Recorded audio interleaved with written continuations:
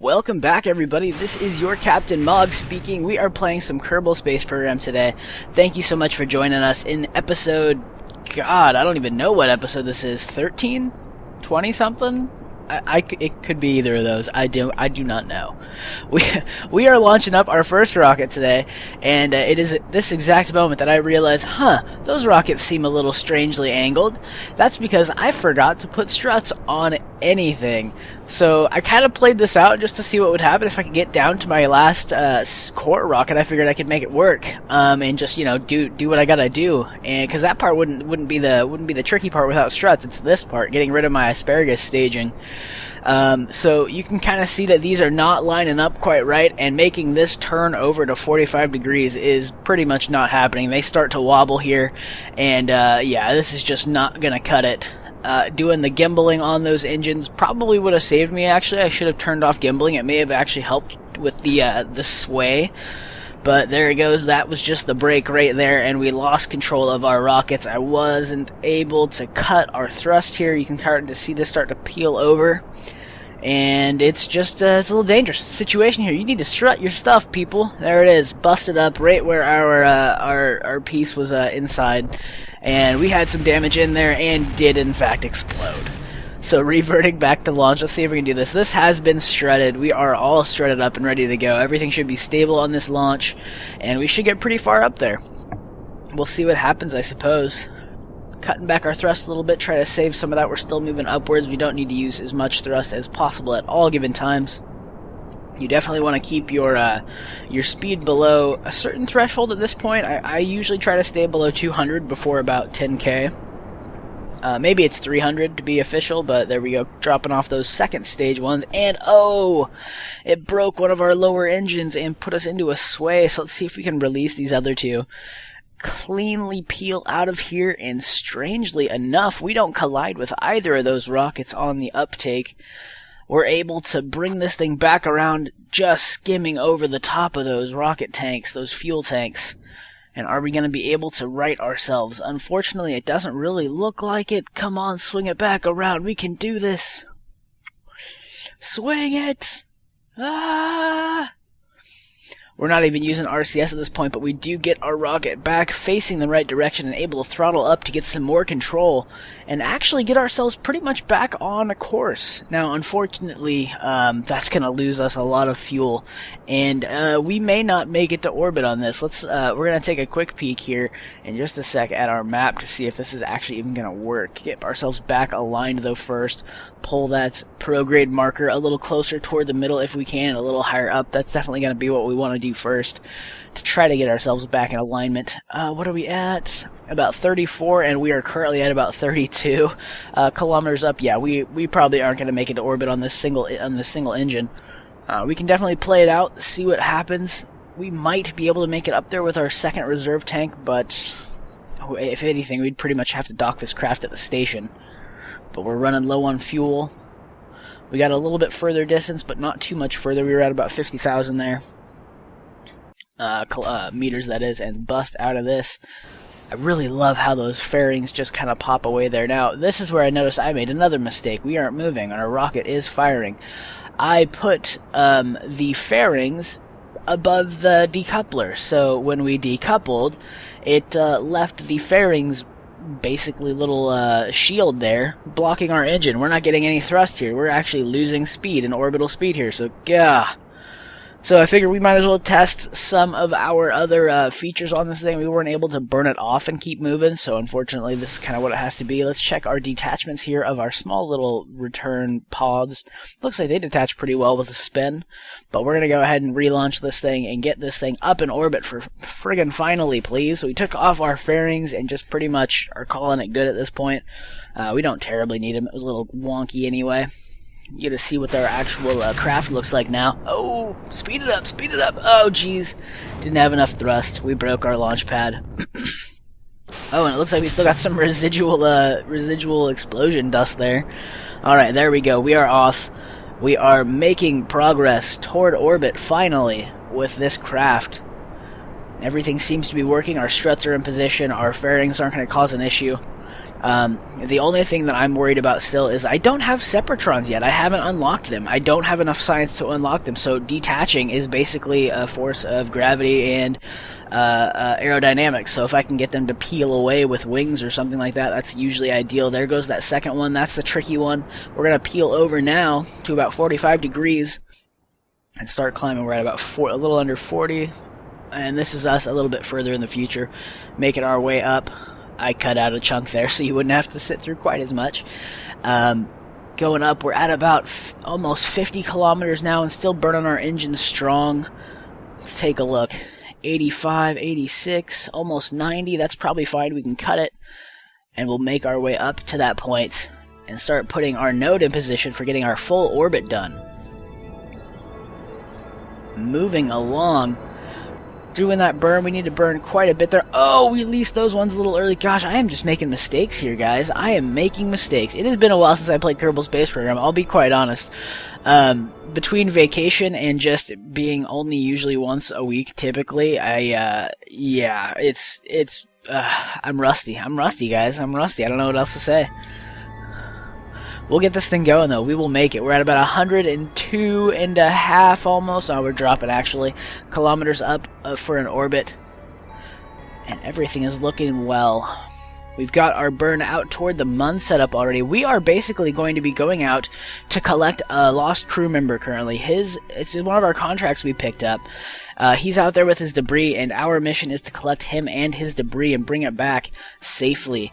Bonuses for bringing back the craft, and bonuses for bringing back him alive. I think it's Edwin or something along those lines. Edwar. I don't know. That's his name. Edwin Kerman, I think is actually what it is. We've got a teensy bit left fuel here. Coming around the backside of the Mun here. We're getting ready to do our capture burn so that we can maintain orbit. And we're also going to be getting ready to start looking at peeling in and capturing our bounty.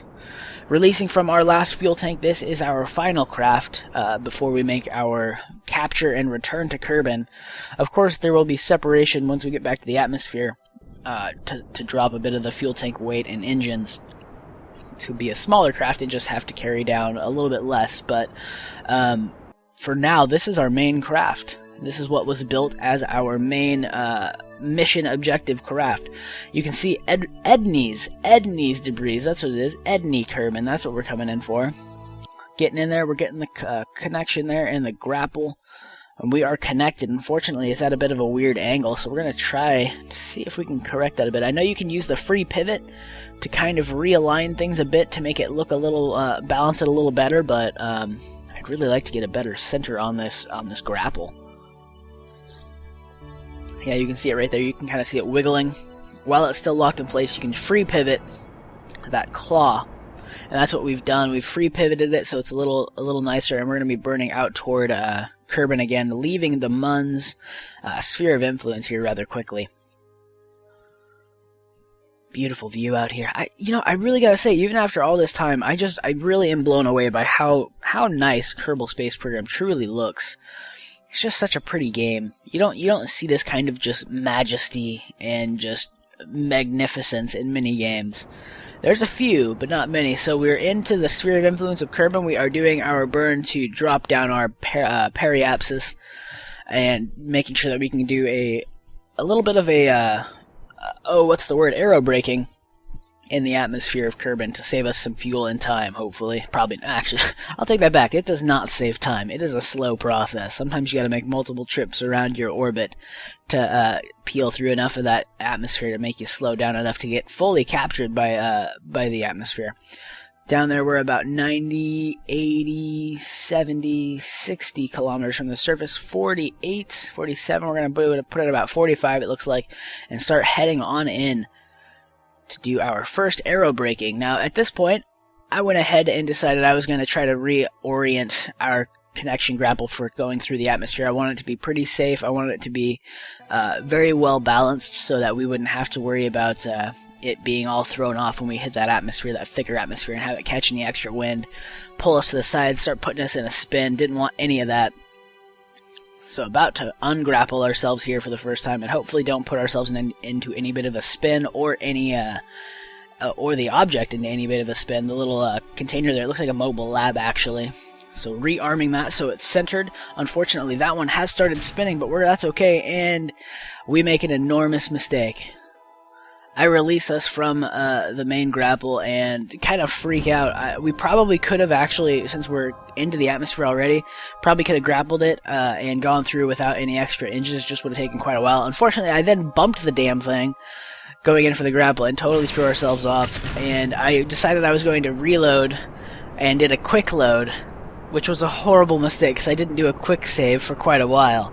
Thankfully, the game stores all your craft files and stuff separately from your save game, so I still had the craft file here, and I was only about a mission back. It was the mission where I was trying to recover our last bit of one of our last contracts to recover a pilot, and I actually this time brought him in successfully. I saved enough fuel on the re-entry that I was able to, even without our deployable parachutes, the ones that it was a previous mission where I lost some of the crew because I couldn't, for whatever reasons, the parachutes had already deployed and didn't deploy when we came into the atmosphere. I wasn't able to reset them on this time either to get them ready to eject, but what I was able to do was save enough fuel to make them a fairly soft landing in the ocean and was able to recover the crew. I didn't recover much else, but I was able to recover all the crew and got a few more pilots with some good skills. So there you see it. We've grappled very closely this time, right on one of the windows, very well centered, long-wise to keep the center of mass low in this craft, and brought our new Kerbal Edney on board our extra pod space, leaving the Mun this time and coming back in toward Kerbin. We are going to make this work, damn it.